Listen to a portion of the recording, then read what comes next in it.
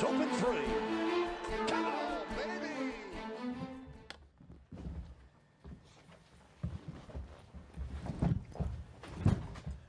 Questions for LeBron? Front row, Jason. Jason Lloyd, The Athletic. Brown, I know every season's different, every series is different, but 2 years ago you sat at your locker for 45 minutes with a towel over your head after the game ended, and tonight you're in here already. Can you just go through your emotions in the moment and it sounds silly how this feels? Well, for me personally, I left everything on the floor every game, all 5 games. So for me personally, I have no reason to put my head down. I have no reason to look back at what I could have done or what I shouldn't have done or what I could have done better for the team. I left everything I had out on the floor every single game for five games in this finals, and you come up short. So, I mean, it would be the same if you feel like you wrote the best column of your life and somebody picked another one over you. How would you feel, Jason? So, you wouldn't hold your head down, but you would be like, okay, it's just not my time. So, Golden State is a worthy opponent. Obviously been the best team in our league for the last 3 years, the best team this year. And they showcased that throughout the postseason. And we were another opponent in their way. It's just, it's unfortunate for some of the guys on our team that's never been able to, get this far and not be able to host the trophy up. And those are things that kind of bother me more than anything. Guys like Kyle and Derek and Darren and, Kay and Eddie. So emotions all over the place right now. I know you guys are obviously competitors. You think you can overcome everything. Was there ever a point in this series where you felt overmatched, like you weren't going to be able to do this? No, I don't think I've ever, not one time that I felt like we were overmatched until probably I looked up there, it was like a minute 20, and we were down 13, I believe, or something at that point, and I was like, okay. We left everything on the floor, and it still wasn't enough. They assembled a great team. We was able to get them last year, and they went out and got one of the best players that this league has ever seen. They did a great job. Their front office and their players by doing that recruiting, the things that they did in the summertime, and obviously it paid dividends. Dave? Dave McMenamin, ESPN. LeBron, 32 years old, 14 years in the league, and now there's this team out west, that been to the finals won 2 championships in the last 3 years. How do you view them when you look at what's your future in the league? Well, I mean, it's a two-sided question, because for me personally, I don't know. I need to sit down and figure this thing out, so I don't know, as far as me personally right now. But as far as that team, they're going to be here for a while. They're going to be around for a while. Pretty much all their guys are in their 20s. Pretty much all their big-name guys are in their 20s, and they don't show any signs of slowing down. So, there's going to be a lot of teams that's trying to figure out ways to put personnel together to try and match that if they're able to actually face them in a playoff series, both Eastern Conference and Western Conference, because they're built for, from my eyes, they're built to last, a few years, so we see. Brian, standing on the right. Brian Winters, ESPN. LeBron, you said you have a sense of history about this. You averaged a triple-double in the finals. It's never been done before. You referenced maybe the best. Was this your best series you've ever played? I don't know. I mean, this is my 8th trip to the finals, and I've had some pretty good ones, in my day. And like I said, I just try to do everything to try to help this team win and more.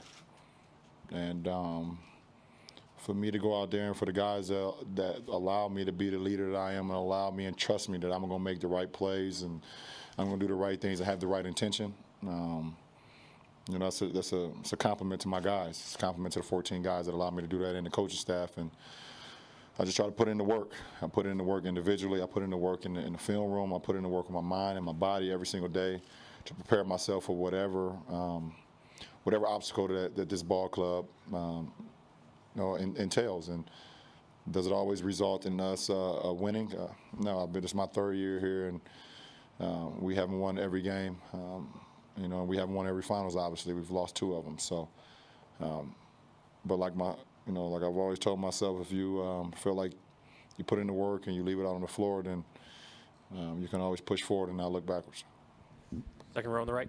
LeBron, Dave Lewis, NBC News Radio. You mentioned all the energy you exert, and obviously you work so hard.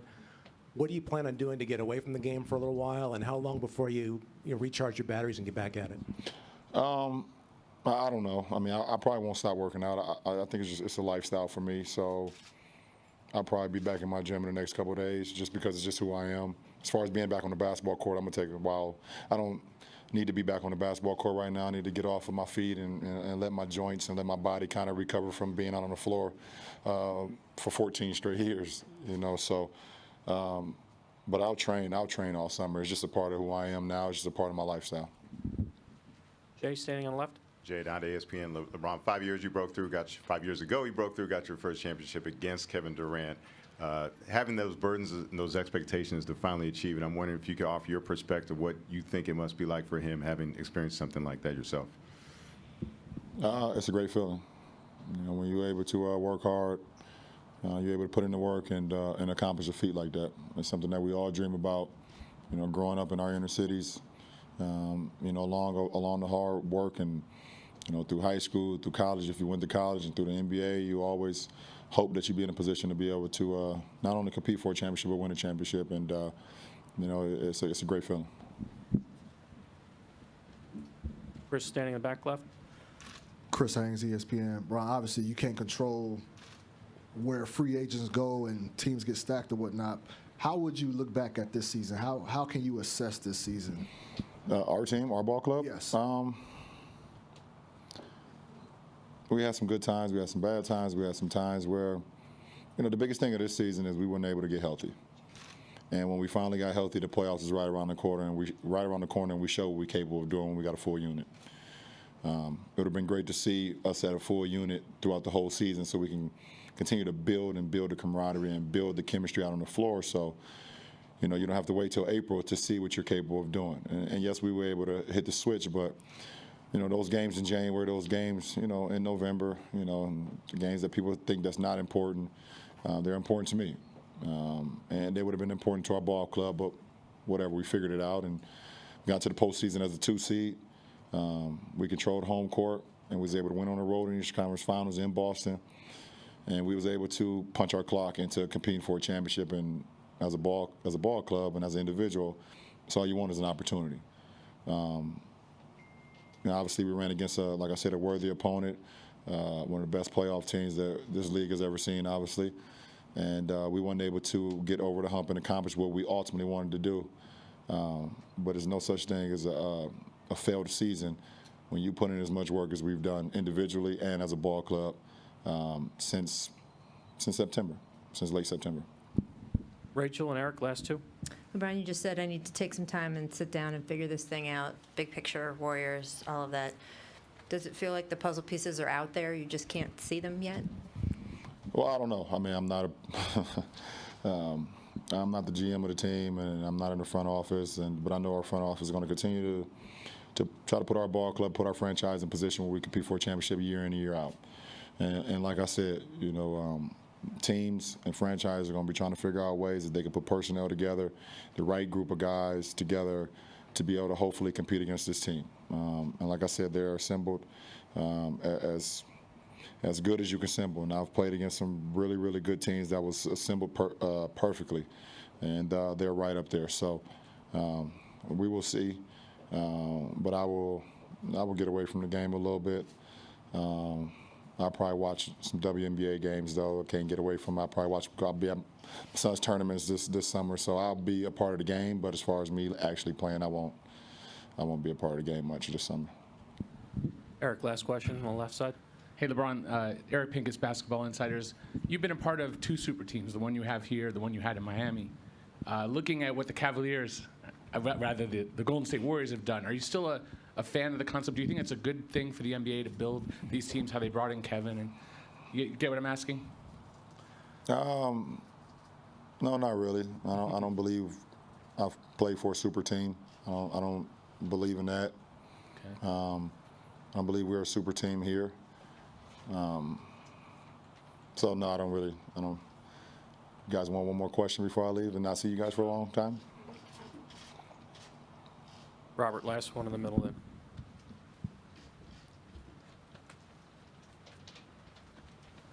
Robert Littell, Black Sports Online. It was mentioned before that Kevin Durant lost his first NBA Finals when you won your first NBA Finals. Kind of fast forwarding to right now, how is he a different player and a different person since you do know him personally? And even though you're, obviously you're upset because you lost, how do you feel about, him winning that first championship? Well, I'm not happy he won his first.